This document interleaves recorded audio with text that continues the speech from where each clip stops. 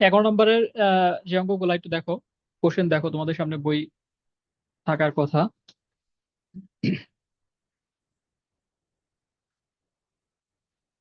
11-1 এখানে বলছে এরূপ একটি সরল রেখার সমীকরণ নির্ণয় করো যা 6,7 বিন্দুগামী। প্রথম তথ্য, দুইটা তথ্য দেওয়া আছে।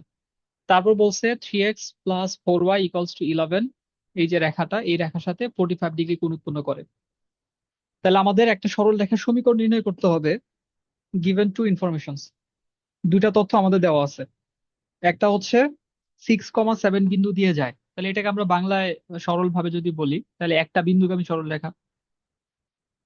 তারপরে আরেকটা সরল রেখার সাথে 45 ডিগ্রি কোণ উৎপন্ন করে। আমরা দুইটা কনসেপ্ট দিয়ে আমাদের অঙ্কটা করতে হবে। তাহলে প্রথমেই আমরা একটা বিন্দু দিয়ে যায় এমন সরল রেখার সমীকরণ নির্ণয়ের ফর্মুলা জানি কিনা, এটা হচ্ছে আমাদের ফার্স্ট কনসার্ন। 3.5-এ আমরা পড়ে আসছি, 19-এও ছিল। তাহলে একটা বিন্দুগামী সরল রেখার সমীকরণ কে বলতে পারবা?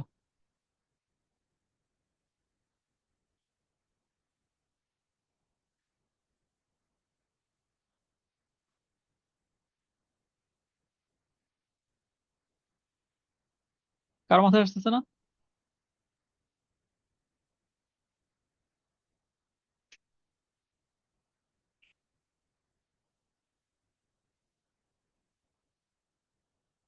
এটা পারা উচিত তো। একটা বিন্দুগামী সরল রেখা মনে করো।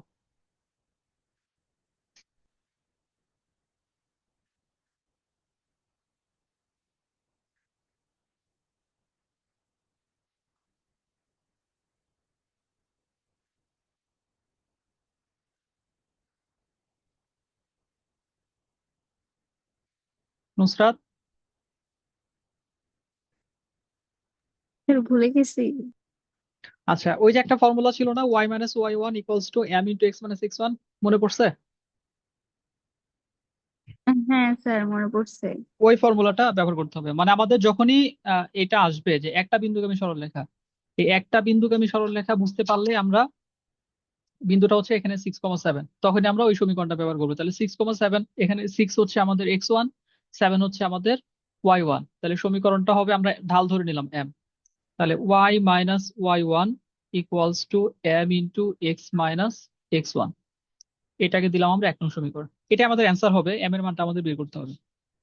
তাহলে প্রশ্নে এরপরে যেটা বলছে, এই যে আমাদের নির্ণয় সরলরেখা, এটা 3x + 4y = 11 রেখার সাথে 45 ডিগ্রি কোণ উৎপন্ন করে, যা 3x + 4y = 11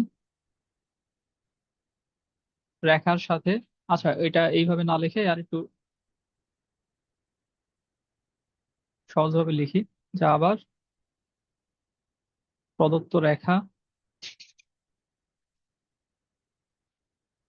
প্রদত্ত রেখা হচ্ছে আমাদের 3x + 4y = 11। এটাকে আমরা ঢাল আকারে নিয়ে যাব।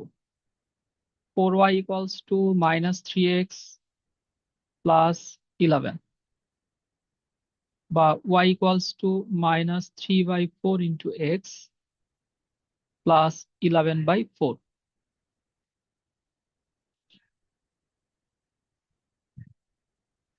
সুতরাং 2 নং রেখার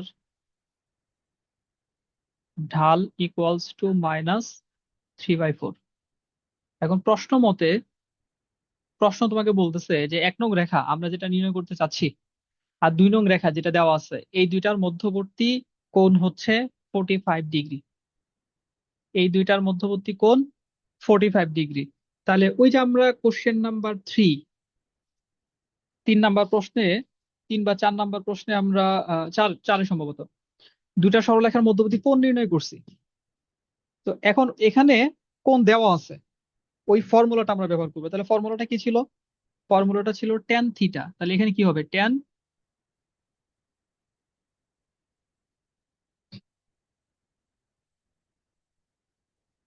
ট্যান কি হবে বলো? 10 45 ডিগ্রি। Tan 45 degree. হ্যাঁ, তোমাদের নয়েজ না থাকলে আনমিউট করে রাখতে পারো। রেসপন্স করলে তাহলে ক্লাসে তোমার মনোযোগ বাড়বে। এবং বুঝতে সুবিধা হবে তো সবার ক্ষেত্রেই।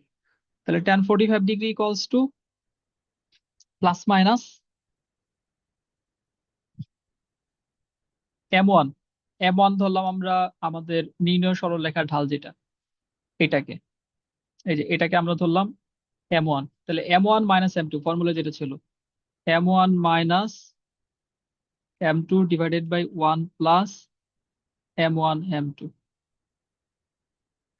তাহলে এখন আমার tan45 ডিগ্রির মান হচ্ছে 1 equals to plus minus m plus 3/4 divided by 1 minus 3m/4। এখন একবার প্লাস নিয়ে m এর মান বের করো, আবার মাইনাস নিয়ে m এর মান বের করো।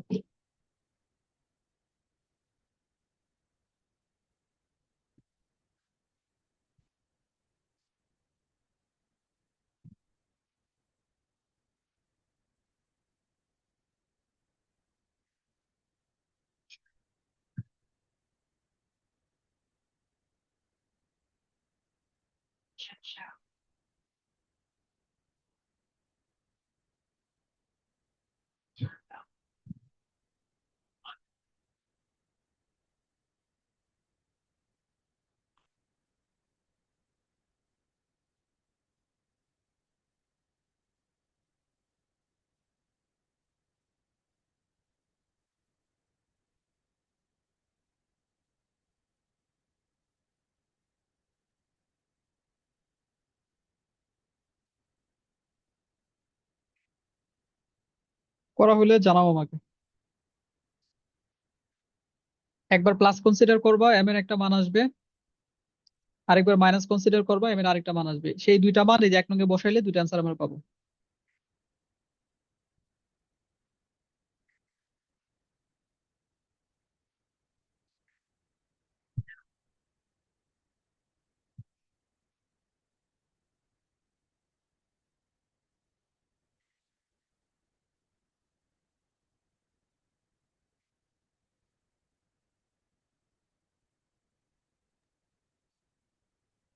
আর একটা হচ্ছে 1/7 আর একটা হচ্ছে -7।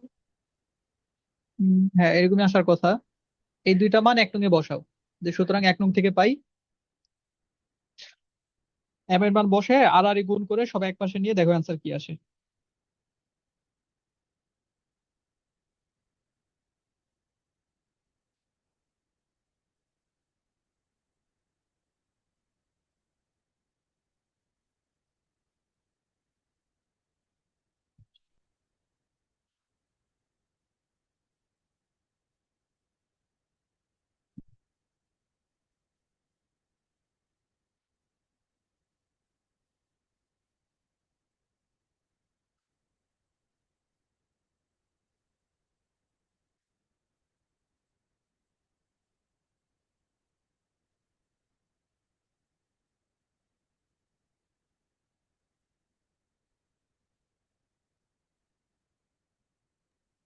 তো সমীকরণ কি দুইটা আসবে? দুইটা হ্যাঁ, মান হ্যাঁ, বসে এখন।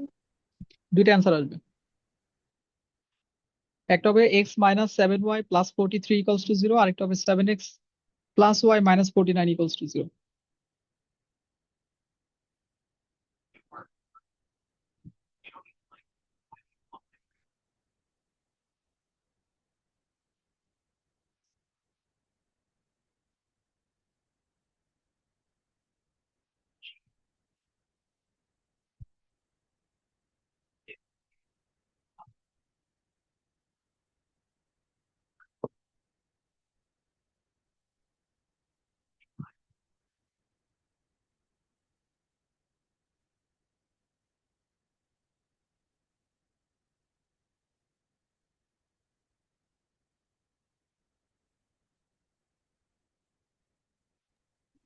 বলছি স্যার।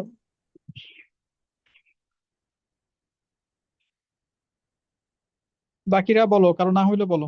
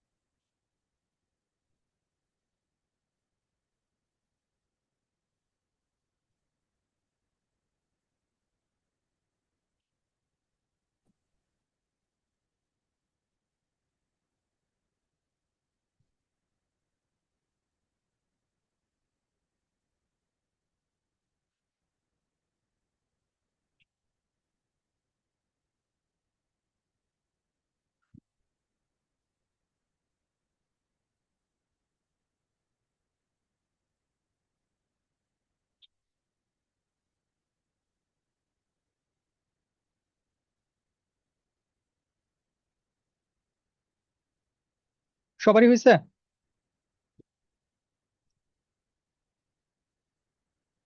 আচ্ছা, পরে যারা জয়েন করছো দু একজন, দেখো আমাদের 11 নম্বর প্রশ্ন, একটু এটা রিভিউ করে তারপরে সামনে আগাচ্ছি। এই এই জায়গায় বা এই অঙ্কগুলোতে সাধারণত দুইটা কনসেপ্টের ব্যবহার থাকে। একটা হচ্ছে এক বিন্দুগামী সরলরেখা সমীকরণ। একটা বিন্দু যদি x1 y1 হয়, তাহলে ওই বিন্দুগামী সরলরেখা সমীকরণ হচ্ছে y - y1 equals to m × x - x1। আরেকটা হচ্ছে দুইটা সরলরেখার মধ্যবর্তী কোণের যে ফর্মুলাটা, সেটা tan theta equals to plus minus m1 - m2 divided by 1 + m1 m2। প্রশ্নে কি বলছে? প্রশ্নে বলছে একটা সরলরেখা সমীকরণ নির্ণয় করো। কেমন সরলরেখা? যেই সরলরেখাটা এই 6,7 বিন্দু দিয়ে গমন করে। তাহলে আমরা প্রথম যে তথ্যটা পাচ্ছি সেটা হচ্ছে একটা বিন্দু 6,7 এই বিন্দু দিয়ে যায় এমন সরলরেখার সমীকরণ নির্ণয় করতে হবে। তাহলে আমরা লিখে ফেললাম একটা বিন্দুগামী সরলরেখার সমীকরণ y - y1 equals to m × x - x1। ঢাল ছিল না, আমরা ঢাল ধরে নিছি m। গেল প্রথম অংশ। এখন আমাদের কনসার্ন কি? আমাদের কনসার্ন হচ্ছে এই m এর মানটা বের করা। m এর মানটা বের করে এখানে বসাই দিলে অ্যান্সার হয়ে যাবে। সেই m এর মান বের করার জন্যই আমাদের আরেকটা সমীকরণ দেওয়া আছে। এই যে আরেকটা সমীকরণ, এটা দিয়ে বলছে যে আমাদের প্রদত্ত যে সরলরেখা, নির্ণেয় যে সরলরেখা, মানে যেটা আমরা নির্ণয় করতে চাচ্ছি, সেই সরলরেখাটা এই সরলরেখার সাথে 45 ডিগ্রি কোণ উৎপন্ন করে। এখন কোণ নির্ণয়ের ফর্মুলা মানেই হচ্ছে আমাদের ওই যে tan theta equals to plus minus m1 - m2 divided by 1 + m1 m2, এই ফর্মুলাটা। তাহলে আবার এই ফর্মুলাতে আছে কি? একটা কোণের মান আর দুইটা সরলরেখার ঢাল। একটা সরলরেখার ঢালে আমি ধরে নিছি, আরেকটা সরলরেখা তাহলে এটা তার ঢাল দরকার। এই জন্য আমরা এটাকে একটু চেঞ্জ করে ঢাল আকারে লিখে নিচ্ছি y equals to mx + c। X এর সহগ যেটা, এটাই হচ্ছে আমাদের তাহলে এখানে ঢাল। তাহলে আমরা লিখলাম 2 নং রেখার ঢাল হচ্ছে -3/4। তাহলে প্রশ্ন মতে কেন লিখলাম? আর প্রশ্ন বলছে তাদের মধ্যবর্তী কোণ 45 ডিগ্রি। তাহলে প্রশ্ন মতে tan 45 degree equals to plus minus m1 - m2 divided by 1 + m1 m2। তাহলে tan 45 ডিগ্রি মান 1 equals to plus minus m1 minus minus মাইনাসে প্লাস 3/4 ডিভাইডেড বাই 1 - 3m/4। একবার প্লাস নিতে হবে, প্লাস নিয়ে একটা অ্যান্সার পাওয়া যাবে, আরেকবার মাইনাস নিতে হবে, মাইনাস নিয়ে আরেকটা অ্যান্সার পাওয়া যাবে। তাহলে মাইনাস যখন আমরা নিব তখন একটু কেয়ারফুল ক্যালকুলেশন করতে হবে। সেই মাইনাসটা হয় উপরের অথবা নিচের, লব অথবা হর, যে কোনো একটার সাথে গুণ করে চিহ্ন কিন্তু পরিবর্তন হয়ে যাবে। তো ওই জায়গাটা ভুল না করলে অ্যান্সার ভুল আসার কোনো সম্ভাবনা নাই। এই ছিল আমাদের 11-1 নাম্বার। 11-2ও সেম একই ভাবে, বা পরের যেগুলো আছে সবগুলাই মোটামুটি ভাবে একই রকম। তোমরা এখান থেকে 11-2, 11-3, এই দুইটা, 11-4, এই তিনটা অঙ্ক তোমরা বাড়ি মানে নিজেরা করবা পরবর্তীতে। 11-2-3-4 বাড়ির কাজ। ঠিক আছে?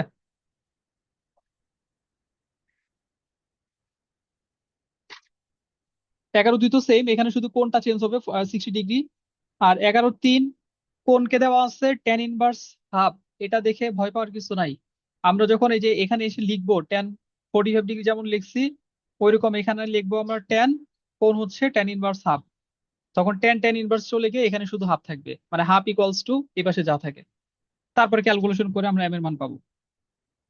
ওই অঙ্কটাতে এটাই হলো অতিরিক্ত, তাছাড়া কোনো পরিবর্তন নাই। এরপরে যেটা আছে এটাও সেম। কোণের মান আছে 60 ডিগ্রি, বিন্দু দেওয়া আছে 3,4, আর একটা সরলরেখা দেওয়া আছে। প্রশ্ন একটু ভালো করে দেখো, দেখে আমাকে বলো তোমরা পারবা কিনা। যদি মনে হয় যে পারবা না তাহলে করে দিব, সমস্যা নাই। আর যদি মনে হয় যে পারা যেতে পারে, চেষ্টা করি, তাহলে এই তিনটা বাড়ির কাজ।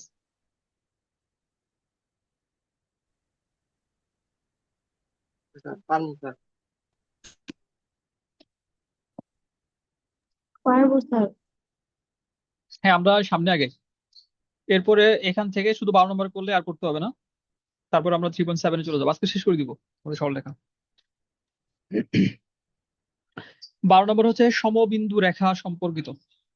সমবিন্দু মানে সহজ কথায় আমাদের যদি এরকম হয় যে দুইটা সরল রেখা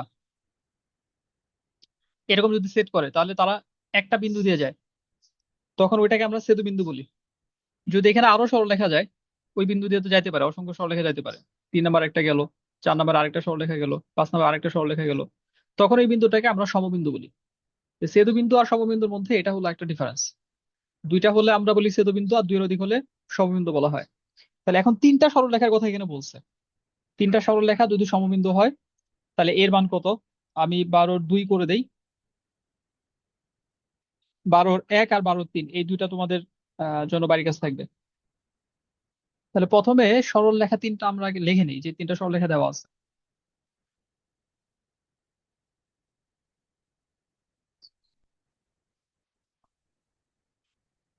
প্রদত্ত সরলরেখা 3x plus 5y minus 2 equals to 0,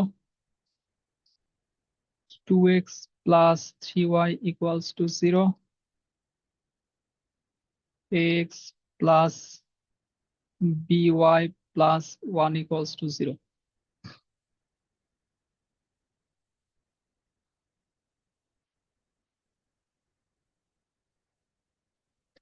তাহলে 1, 2 ও 3 নং রেখা সমবিন্দু হলে,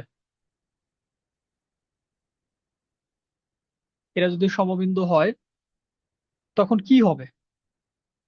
তখন এদের সহগ এবং চলকের মাধ্যমে, মানে চলকের সহগ এবং ধ্রুবকের মাধ্যমে আমরা যদি একটা নির্ণয় গঠন করি, সেই নির্ণয়ের মান হবে শূন্য।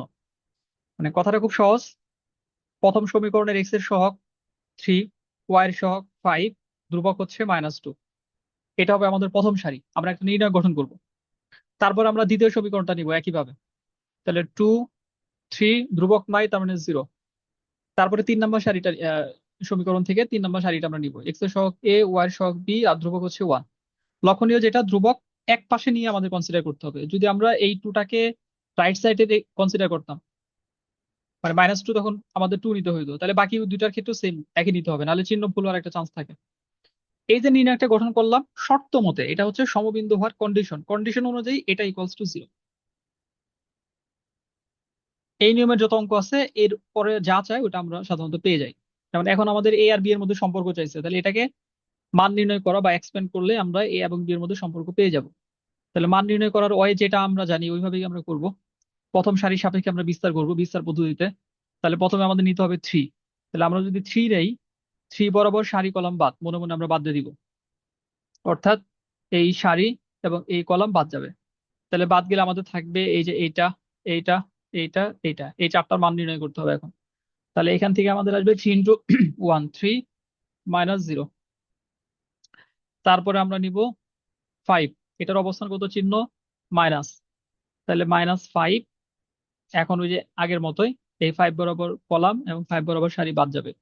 বাদ গেলে আমাদের থাকতেছে হচ্ছে 2, 0, a, 1।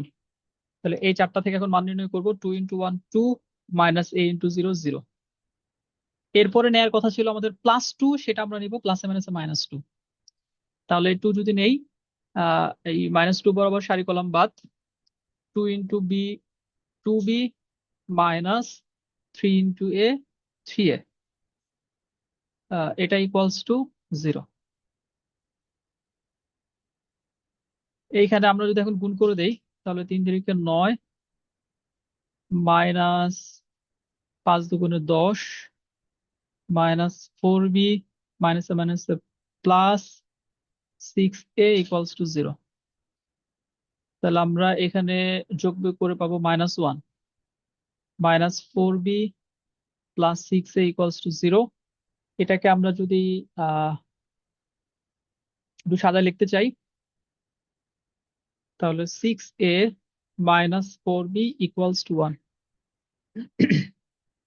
-1 থেকে এই পাশে দিয়ে দিলাম। এটাই সম্পর্ক, অ্যান্সার এইভাবে আছে।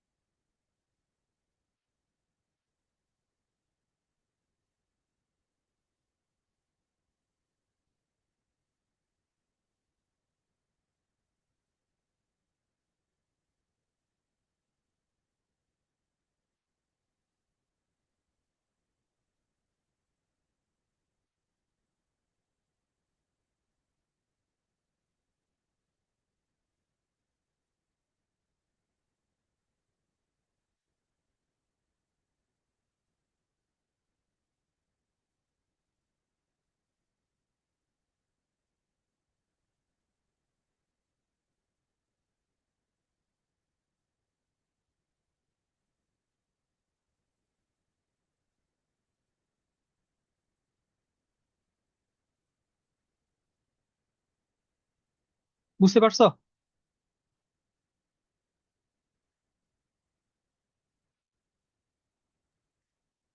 আর এরকম গুলা তো মানে মোটামুটি পারি, কিন্তু স্যার সৃজনশীলের যে চিত্র দিয়ে ওইগুলা দিয়ে করলে তো স্যার পারি না। সৃজনশীল করব আমরা। এখানে যে চিত্রগুলা দেওয়া থাকে স্যার ওগুলা দেখে করতে গেলে পারি না, একটা যাই। বুঝতে পারছি। বেসিক্যালি মানে আমাদের অনুশীলনী যে অঙ্কগুলা, এই অঙ্কগুলো যখন আমরা পারবো, এগুলাই কিন্তু এখানে ধরো মডিফাই করে থাকে। মানে মূল কনসেপ্টটা জানা থাকলে তখন ওই জায়গাটা না পারার কারণ হচ্ছে প্রশ্ন ধরতে না পারা বা প্রশ্ন বুঝতে না পারা যে কোন কনসেপ্ট। আর বেশিরভাগ ক্ষেত্রে অনেক সময় যেমন এখানে আমরা যেটা শিখলাম সমবিন্দু হওয়ার শর্ত, এর আগে ধরো যে যে কনসেপ্টটা শিখলাম সেটা হচ্ছে ওই যে একটা বিন্দুগামী সরলরেখা আর হচ্ছে মধ্যবর্তী কোণ। তো বোর্ড পরীক্ষার ক্ষেত্রে অনেক সময় যেটা করবে, তিনটা মিলে একটা প্রশ্ন করে দিবে। মানে এই তিনটা কনসেপ্ট মিলে, যেমন একটা বিন্দু দেওয়া ছিল আমাদের এর আগের অঙ্কে, আহ একটু বলি এখানে, যেমন 6 7 বিন্দুটা দেওয়া ছিল। তো এই 6 7 বিন্দু না দিয়ে এখানে অন্য একটা তথ্য, অন্য একটা কনসেপ্ট দিয়ে দিবে, সেই কনসেপ্টের মাধ্যমে বিন্দু পাওয়া যাবে। তারপর সেই বিন্দুকে আমি সরলরেখার সমীকরণ, মানে এখান থেকে আবার অঙ্কটা শুরু হবে। তো এই ধরনের বিষয়গুলো, এগুলো যেন আমাদের বোর্ড কোশ্চেন সলভ করতে হবে। তো সরলরেখা এই অধ্যায়টা যেহেতু গুরুত্বপূর্ণ একটা অধ্যায়, মোটামুটি অনুশীলনের কনসেপ্ট গুলো শেষ হয়ে গেলে আমি বোর্ড কোশ্চেন সলভ করে দিব, প্লাস টেস্ট পেপারে যে প্রশ্নগুলো এবার আসছে নতুন, যদি কোনো প্রশ্ন থাকে। ঠিক আছে?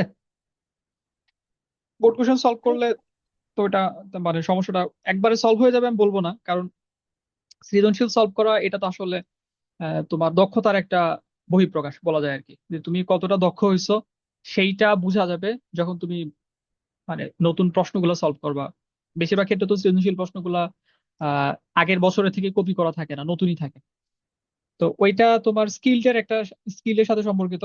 বাট যখন অনুশীলনীর নিয়মগুলা সবগুলা শেখার পর তুমি পর্যাপ্ত পরিমাণে বোর্ড কোশ্চেন সলভ করবা, তখন আশা করা যায় যে ওই ধরনের যে কোনো প্রশ্ন আসলে মোটামুটি মোর দেন 90% প্রবাবিলিটি থাকবে যে তুমি সঠিকভাবে অ্যান্সার করতে পারবে।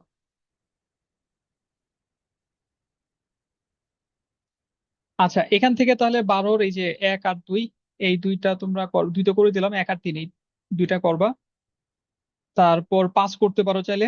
মোটামুটি এই কনসেপ্ট দিয়ে হয়ে যাবে। 13 বা এখানে যেগুলো আছে এগুলা রিলেভেন্ট না, প্রয়োজন নাই, আমরা স্কিপ করতে পারি। তাহলে আমি চলে যাচ্ছি হলো পরের অধ্যায়। পরের অধ্যায়ে আমাদের কনসেপ্ট খুব বেশি নাই, অল্প কিছু কনসেপ্ট আছে। 3.7 চলে যাও, তোমরা সরাসরি অনুশীলনীতে চলে যাও।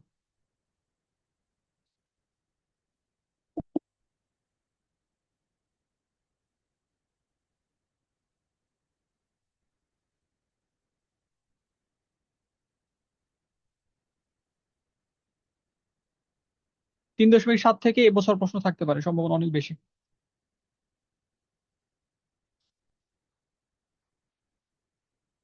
1 নাম্বার, সরাসরি অঙ্কে চলে যাচ্ছি, সাথে আমরা সূত্র দেখে নিবো আর কি। 1 নাম্বারে যে অঙ্কগুলো আছে এখান থেকে প্র্যাকটিসের জন্য জাস্ট, এই অঙ্কগুলো হুবহু আসবে না, এটা না হুবহু না আসার সম্ভাবনা অনেক বেশি। বাট আমাদের নিয়মগুলো আয়ত্ত করতে হবে ভালো করে। তো এখান থেকে আমরা 1-এর 1 করব, 4 করব, 5 করব। এই তিনটা করলেই হবে। একই ফর্মুলা দিয়ে আমাদের 2 নাম্বারের অঙ্কগুলাও। তো 2 থেকে আমরা করব হচ্ছে 2-এর 1, 2-এর 2 আর 2-এর 4। এই 1 নাম্বার এবং 2 নাম্বার, এই দুইটা অঙ্ক হচ্ছে এই অধ্যায়ের প্রথম ফর্মুলা, বিন্দু থেকে রেখার দূরত্ব। ফর্মুলাটা লিখে নাও, বিন্দু থেকে রেখার দূরত্ব।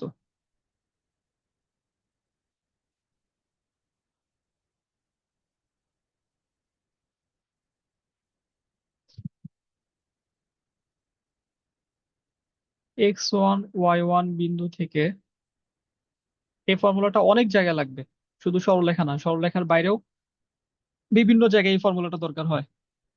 এবং এমসিকিউ এর মানে 90%-এরও বেশি প্রবাবিলিটি যেই কনসেপ্ট গুলা, যে ফর্মুলা গুলা, তার মধ্যে এটা একটা। এই ফর্মুলা থেকে এমসিকিউ থাকার সম্ভাবনা অনেক বেশি, সরাসরি সূত্রের প্রয়োগ আর কি। এত বিন্দু থেকে x plus b y plus c equals to 0, এত রেখার দূরত্ব ইকুয়ালস টু, দূরত্ব মানে মডুলাস থাকবেই। আমরা সরল রেখার এক্স এর জায়গায় বিন্দুর এক্স এর মান বসাইতে হবে, ওয়াই এর জায়গায় বিন্দুর ওয়াই এর মান বসাইতে হবে। তাহলে ax1 plus by1 plus c divided by root over a square plus b square, এটা ax1 plus by1 plus c divided by root over a square plus b square.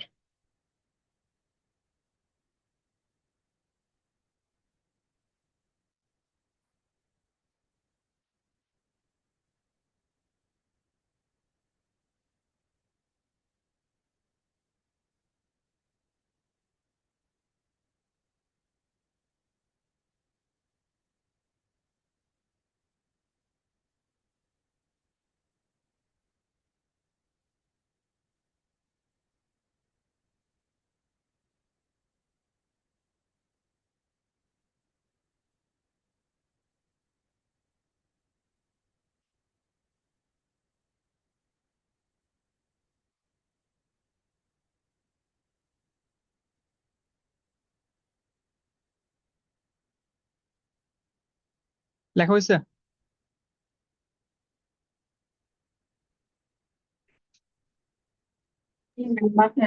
G sir, লেখা হয়েছে। আচ্ছা, তাহলে এখন কোশ্চেন নাম্বার 1 একের এক। বিন্দু দেওয়া আছে, রেখা দেওয়া আছে, দেওয়া আছে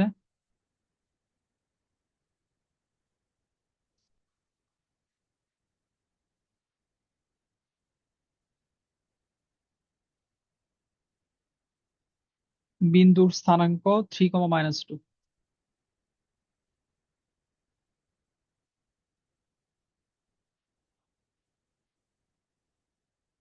এবং সরল রেখার সমীকরণ।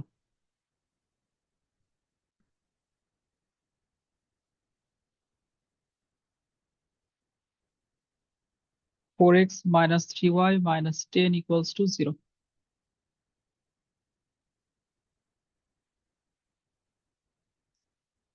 সুতরাং 3, -2 বিন্দু থেকে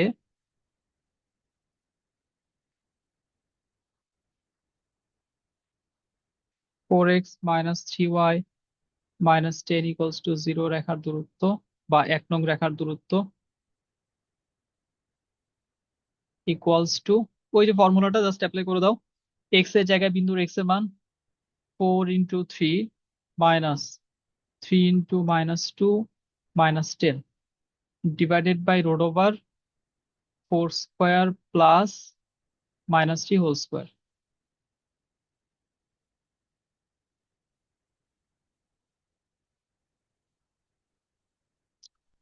ক্যালকুলেশন করলে অ্যান্সার পেয়ে যাবো। 3×4 = 12, মাইনাসে মাইনাসে প্লাস, 3×2 = 6 মাইনাস 10 ডিভাইডেড বাই 5। তাহলে আমাদের এখানে কত আসতেছে? 18। 18 থেকে 10 গেলে 8, modulus of 8/5 equals to 8/5।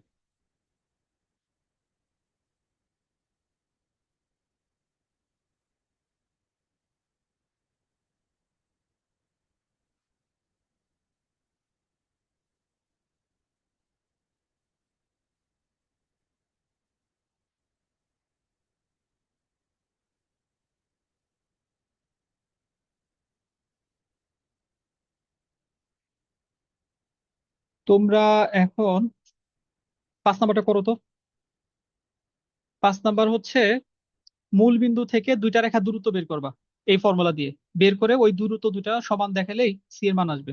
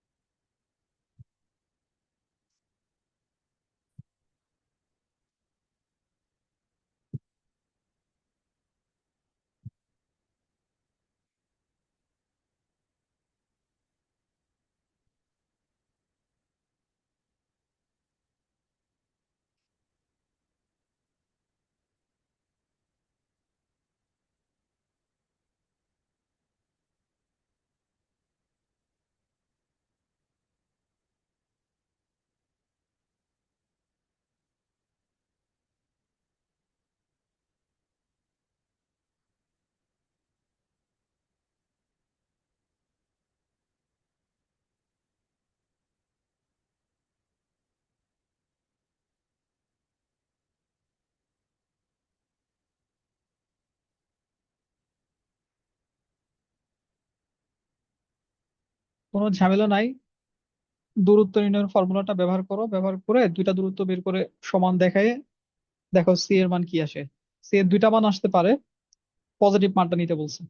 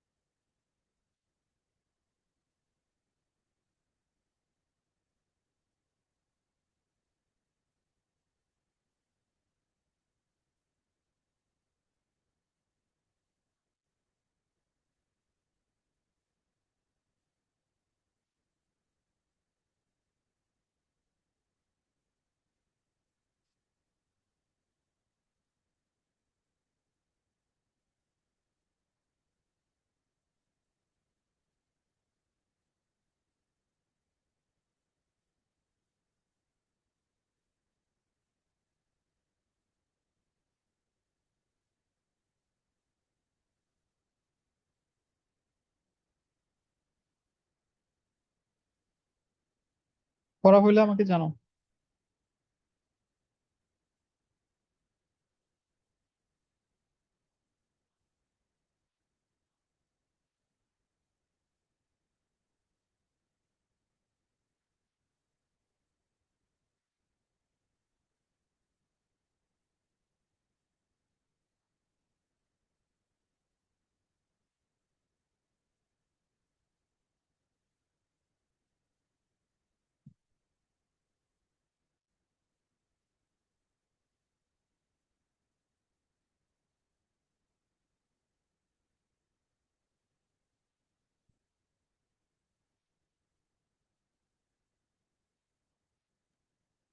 Sir C equals two 10 আসছে।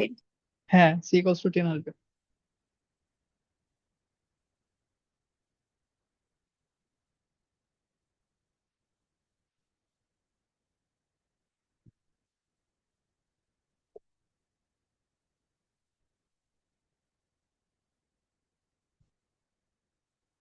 একের চেয়ে আর দরকার নাই, থাক, এক থেকে আর করতে হবে না, দুইটাই। বলছি স্যার।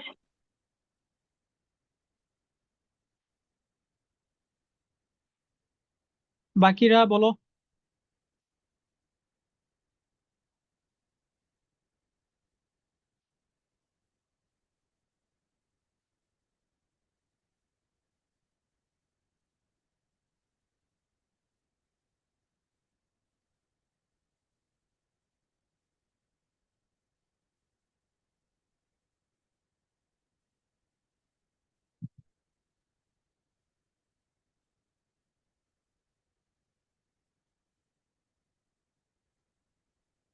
সজল, নাফিস, রিফাত।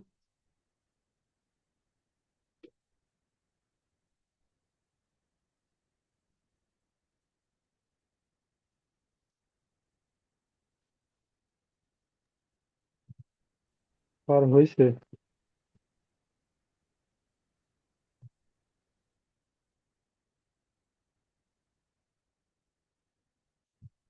রিফাত পারো নাই? আ- আমার শেষ হয়ে আছে স্যার, এই কি একটু আছে। আচ্ছা, শেষ করো, শেষ করার পরে পরের অঙ্কে যাচ্ছি, তাড়াহুড়ো দরকার নাই। শেষ করে শুধু আমাকে জানাও। জি স্যার।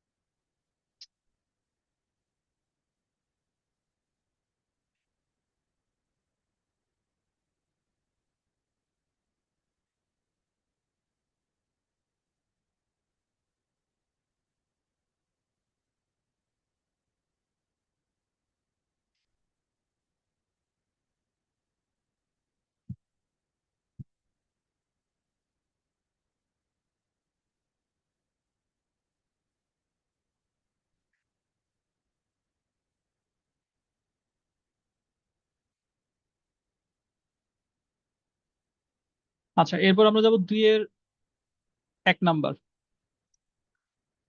এখানে দুইটা বিন্দু দেওয়া আছে, একটা সরলরেখা দেওয়া আছে।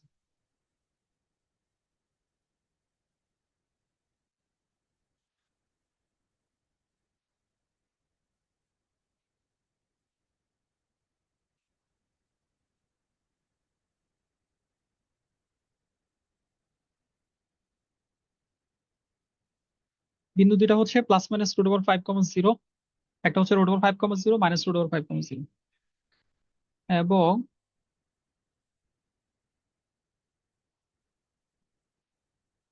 সরল রেখা 2x cos alpha - 3y sin alpha = 6,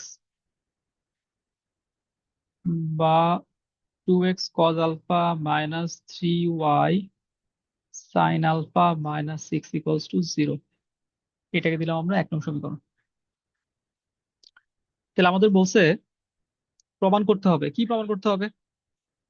এই যে দুইটা বিন্দু আছে, এই দুইটা বিন্দু থেকে 1 নং রেখার উপর অঙ্কিত লম্বের যে দৈর্ঘ্য, মানে দূরত্ব, সহজ কথা যে দূরত্ব, তাদের গুণফল আলফা মুক্ত হবে, মানে গুণফলের মধ্যে কোনো আলফা থাকবে না। তাহলে এই জিনিসটা আমরা কিভাবে প্রমাণ করব? তাহলে আমার প্রথমে হলো ইটা দরকার, দূরত্বটা দরকার। তারপর আমি সেই দূরত্বটা গুণ করব। গুণ করার পর দেখবো সেখানে আলফা আছে কিনা, যদি থাকে অঙ্ক হবে না, না থাকলে অঙ্ক হয়ে যাবে। তাহলে এখানে আমাদের সেই দূরত্ব নির্ণয়ের ফর্মুলার ব্যবহারই আসতেছে। তাহলে আমরা প্রথমে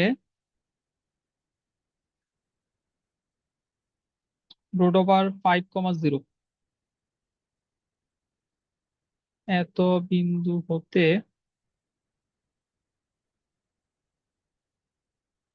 1 নং রেখার দূরত্ব, এটাকে ধরলাম আমরা D1, = এক্স এর জায়গায় এক্স এর মান 2√5 cos alpha -0, কারণ ওয়াই এর মান 0 বসালে এটুকু 0 হয়ে যাবে, -6 ডিভাইডেড বাই √, একবারে বর্গ করে লিখে দেই। স্কোয়ার মানে হচ্ছে এক্স এর সহগ যা থাকবে তার পুরোটার উপর স্কোয়ার। তাহলে আছে 2 cos alpha, এটা হয়ে যাবে 4 cos square alpha plus 9 sin square alpha।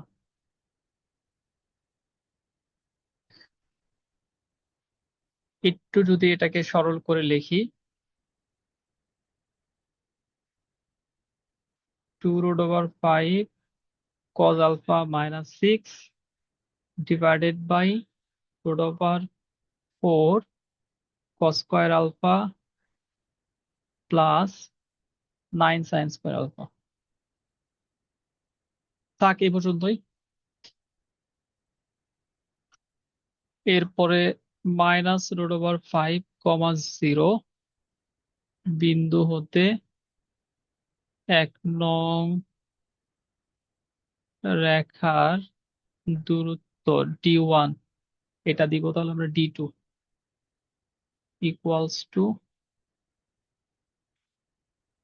2√5, এটা হবে -2√5 cos alpha -6, y to 0, এটা ভ্যানিশ হয়ে যাবে, ডিভাইডেড বাই √, যা এই যে আগেরটার মতোই 4 cos square alpha plus 9 sin square alpha। এইটুকু বুঝতে পারছো?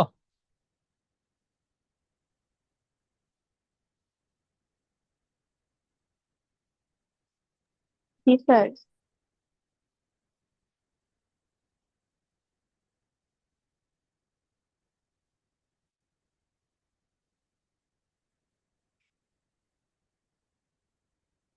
সুতরাং D1 into D2,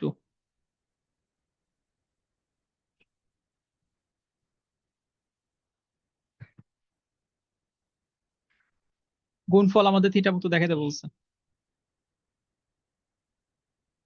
2√5 cos alpha -6 divided by √4 cos square alpha plus 9 sin square alpha into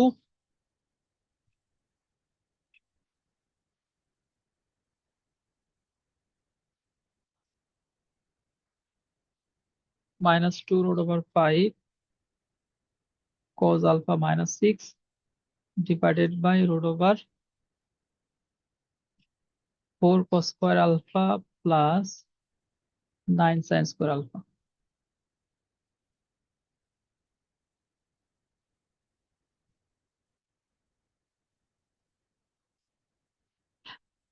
আমাদের টার্গেট আলফা দূর করে ফেলা, আলফা যদি না থাকে তাহলে কমন হয়ে যাবে।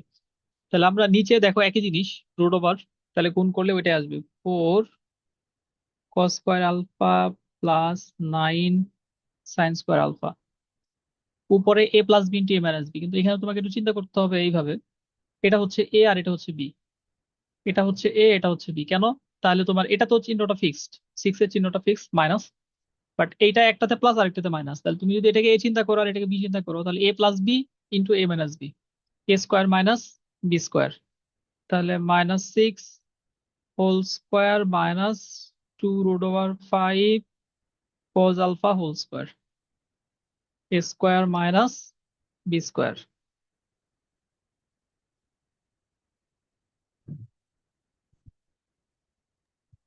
স্যার এই লাইনটা আবার একটু বোঝাই দিন তো। কোনটা? আর ওই যে হলো -6 square -2 √5 cos alpha whole square. আচ্ছা, এইটাকে একটু ভেঙে লিখি, হ্যাঁ, শুধু লবের নিচে তো বুঝতে পারছো, মানে এটার সাথে এটা গুণ করে এটা আসছে, এটা তো বুঝতে পারছো, জি স্যার। উপরে বুঝতে পারো নাই। উপরে আমি যদি এইভাবে লিখি -6 প্লাস 2 √5 cos alpha, মানে এই -6টাকে আগে লিখলাম, এটাকে পরে লিখলাম, ইন্টু এখানেও সেম -6টা আগে লিখবো ওটা পরে লিখবো, -6 -2 √5 cos alpha। ধরো এরকম যদি আমি লিখি, তাহলে তুমি এখান থেকে দেখো তো এটা ফর্মুলার মতো হয়েছে কিনা। এটা হচ্ছে আমাদের এ, এটা হচ্ছে বি, তাহলে A plus B,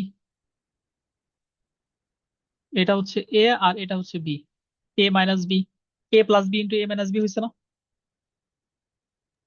G sir. Formula কি? এ plus B into A minus B formula কি? a² - b²। ওইটাই তো লিখছি দেখো। জি স্যার, এখন বুঝছি স্যার। আচ্ছা, এখন এটা ক্যালকুলেশন করো তো দেখি কতটুকু করতে পারো।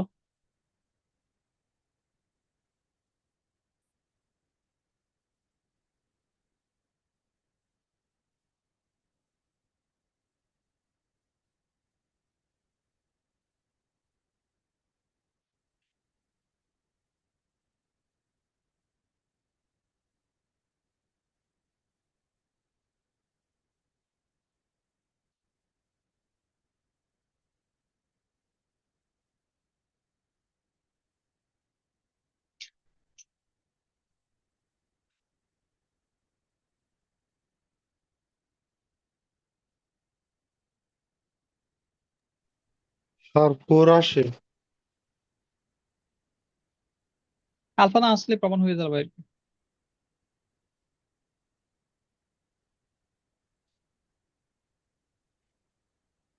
স্যার 4 আসছে। আচ্ছা দেখি এখানে আসলে কি আসে।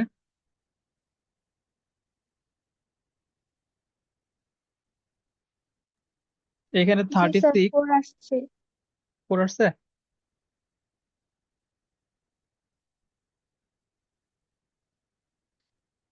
20 কস স্কোয়ার আলফা, নিচে কস সাইন স্কোয়ারকে কস স্কোয়ারে কনভার্ট করে নিতে হয় আর কি। আচ্ছা যদি পেরে থাকো তাহলে আর না করি। এইখানে এখানে আচ্ছা এটাই হবে 4 5 20, হ্যাঁ। আর এখানে হলো 4 cos square alpha plus 9 into 1 minus cos square alpha. 4 common নিতে হবে, উপরে যে কাটা যাবে, হ্যাঁ 4 আসে এটা। 36 - 20 cos square alpha, 4 cos square alpha plus 9 minus 9 cos square alpha। উপরে 4 কমন নিলে 9 মাইনাস 5 cos square alpha, নিচে আমাদের এটা আসবে 9 minus 5 cos square alpha। So finally আমরা যেটা পাচ্ছি মডুলাস অফ 4। ইকুয়ালস টু 4 যা আলফা মুক্ত। তাহলে আমাদের প্রমাণ হয়ে গেল, শেষ।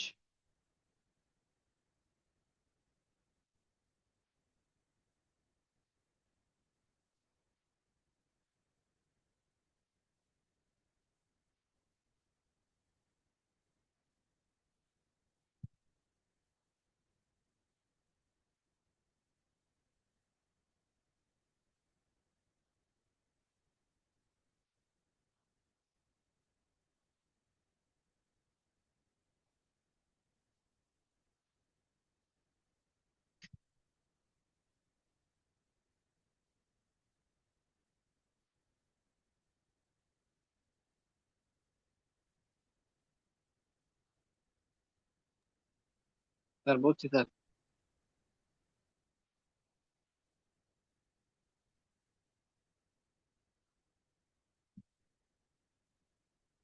আচ্ছা, এইভাবে তোমরা তাহলে 2 নাম্বারটা করবা একই রকম। তারপর হচ্ছে 2-4, 2-2, 2-4।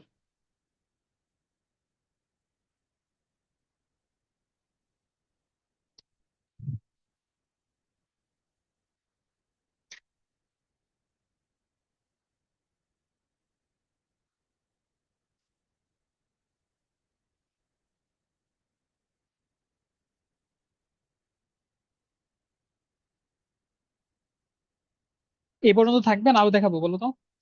আবার তোমরা বাসায় করতে হবে তো অঙ্কগুলো, যেহেতু 3.6-এর অনেকগুলো।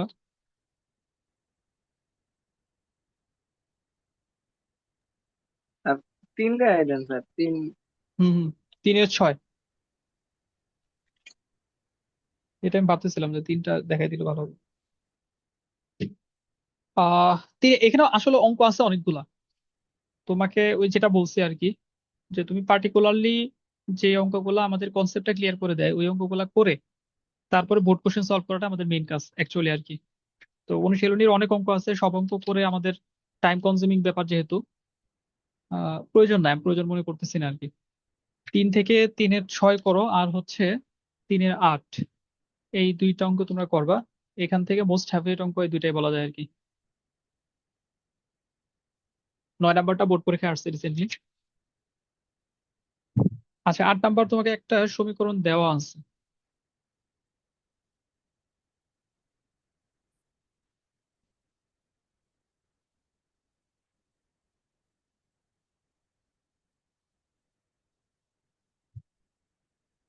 Three x plus 4y equals to 7, বা 3x plus 4y minus 7 equals to 0। আমাদের মেইন কাজ কি, যে কোনো অঙ্কের মূল কাজটাকে মানে বোঝার চেষ্টা করবো যে তোমাকে মূলত এখানে কি বের করতে হবে, কি চাইছে। তোমাকে চাইছে, প্রশ্নে কি বলছে দেখো, শুরু থেকে প্রশ্নটা পড়ো। 1, -2 বিন্দু থেকে 7 টাইমস হাফ একক দূরবর্তী একটা বিন্দু থেকে নির্দিষ্ট পরিমাণ দূরে কি, এবং 3x+4y = 7 রেখার সমান্তরাল রেখার সমীকরণ নির্ণয় করো। তাহলে মেইন কাজ হলো সমীকরণ নির্ণয় করা, যেটা এই যে তুমি যে একটা সমীকরণ লেখলা এই সমীকরণটার সমান্তরাল। তাহলে আমরা ওই যে 3.6-এ পড়ে আসছি সমান্তরাল রেখার সমীকরণ নির্ণয় করার যে ফর্মুলাটা, ওই ফর্মুলা ব্যবহার করে আমরা আমাদের নির্ণয় সরলরেখাটা লিখবো। যে 1 নং-এর সমান্তরাল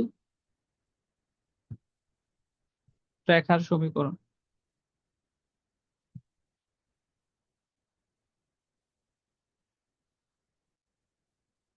three x plus 4y plus K equals to 0।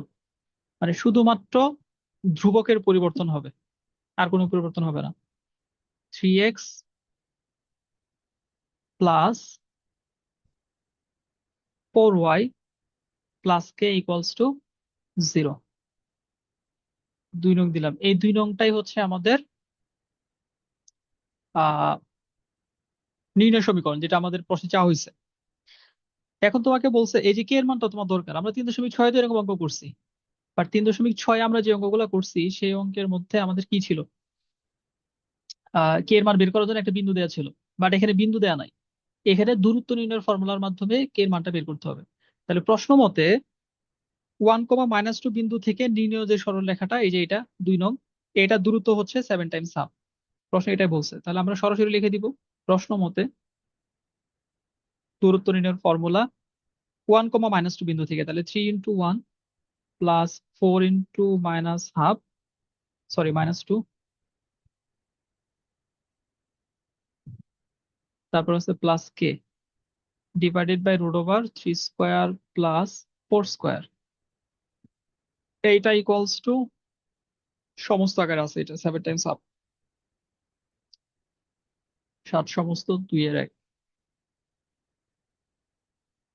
তাহলে আমাদের এখানে ক্যালকুলেশন হবে 3 - 4 × 2 = 8 + k, এখানে আসবে 5, 9 + 16 25, বর্গমূল করলে 5, দিলাম মডুলাস ইকুয়ালস টু 7 × 2 = 14 আর 1 = 15, 15/2, বা -5 + k / 5 ইকুয়ালস টু 15/2। কে হলো একটা আননোন ধ্রুবক, এটা পজিটিভ নেগেটিভ আমরা জানি না এটার মানটা কি সমীকরণের ক্ষেত্রে। তা আমরা যখন মডুলাসটা তুলে দিব তখন আমাদের প্লাস মাইনাস ব্যবহার করতে হবে। তাহলে -5 + k / 5 ইকুয়ালস টু ±15/7। আর আর যদি গুণ করে দিই তাহলে -5 + k ইকুয়ালস টু ±75/7। এখন আচ্ছা, এইভাবেই করি আমরা, সমস্যা নাই, +/75/7 + 5। এখন একবার প্লাস নাও, কে এর একটা মান পাবা, আরেকবার মাইনাস নাও, কে এর আরেকটা মান পাবা। ওই দুইটা মান বসাই দিলে, এই যে আমাদের 2 রঙে বসাইলে দুইটা অ্যান্সার পাওয়া যাবে। বাকিটুকু শেষ করো, না পারলে আমি করে দিচ্ছি।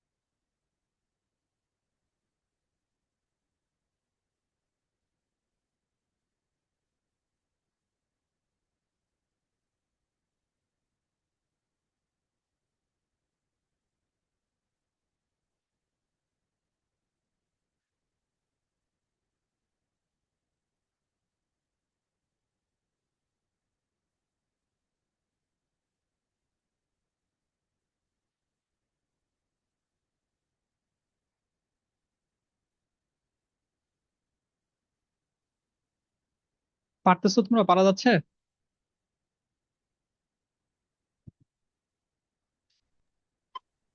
আর একটু করে দেন, করে দিতে ভালো হয়। এখানে তো শুধু তুমি একবার প্লাস নিবা, যখন প্লাস নিবা 75/তোমার 7, 75/7 +5। আরেকবার তুমি নিবা মাইনাস, তাহলে -75/7 +5। এটাই তো আমাদের এখানে এই যে যে বিন্দুর কথা বলা হয়েছিল 1, -2, এক্স এর পরিবর্তে আমরা 1 বসাইছি, ওয়াই এর পরিবর্তে -2 বসাইছি, প্লাস কে আছে ডিভাইডেড বাই √স্কোয়ার প্লাস বি স্কোয়ার। এটা হচ্ছে আমাদের 7 সমস্ত 2 এর এক। তো সমস্তটা ভাঙাইতে হবে। 7 × 2, 7 × 2 = 14, 15/2।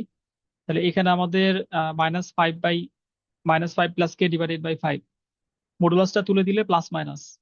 আচ্ছা, এখানে একটু ভুল লিখছে, এখানে তো 2 হবে। এটা তো তোমরা কেউ বললা না, তো লেখার ভুল। তাহলে এটা 2, এটা 2, এটা 2। আচ্ছা, এখন জাস্ট লসাগু করলেই তো হবে। 75 + 10, এখানে হচ্ছে -75 + 10, তাহলে 85/2, আর এটা হচ্ছে -65/2। এই দুইটা মান এখন 2 নঙ্গে বসাইলে তো আমরা দুইটা অ্যান্সার পাবো। এই যে 2 নং সমীকরণ। সুতরাং নির্ণয় সমীকরণ। স্যার 5 ছিল তো স্যার, তার নিয়ে অঙ্ক মিললো না, খেয়াল করি নাই তো প্রশ্ন। বুঝতে পারছি। তো এইটা এইটা তোমরা তোমরা ই করবা না, বলবা না। তো এটা তো আমি তো বলছি হয়তো ঠিকই, লেখার সময় এখানে 7 লিখে ফেলছি, 2 আগের লাইনে তো 2 ছিল। তো অ্যাটলিস্ট এই প্রশ্ন তো করা উচিত যে স্যার 2 কিভাবে হঠাৎ করে 7 হয়ে গেল। ম্যাথমেটিক্সে তো এটা ভ্যালিড না। আচ্ছা, সুতরাং নির্ণয় সমীকরণ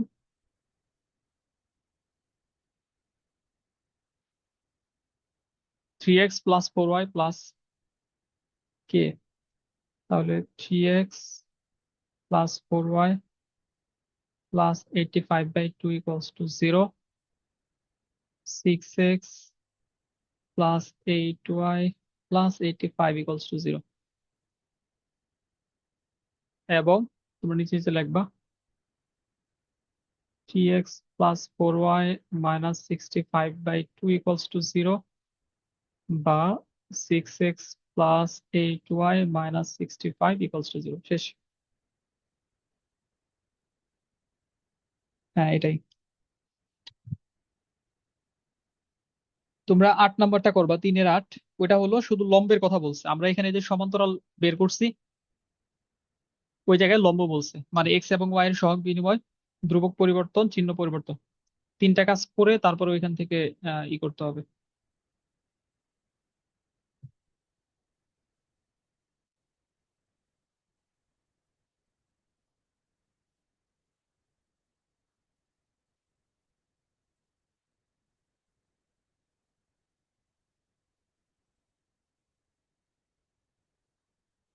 বোঝা গেছে?